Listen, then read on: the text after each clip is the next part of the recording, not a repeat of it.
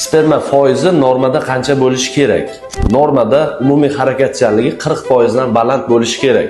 Endi faqat foiziga qaralmaydi, soniga, sifatiga ham qaraymiz. Bugungi bemorimda 52% umumiy harakatchanligi, soni 272 million, sonida, harakatida muammosi yo'q, 2 yillik turmush, ayolida har oy ovulyatsiya bo'ladi, gormonlar joyida, bachadon naylari ochiq. Bu soni zo'r. Bu yoqda ayolda ham hammasi yaxshi. Muammo nimadaligini bilishmagan. Bugun morfologiyasini tekshirganimizda morfologiyasi 1% chiqyapti. Ya'ni morfologiya nima? Urug'i sifati yomon. Ya'ni dumi kaltasi, dumi yo'g'i, boshida nuqsoni bo'lishi mumkin.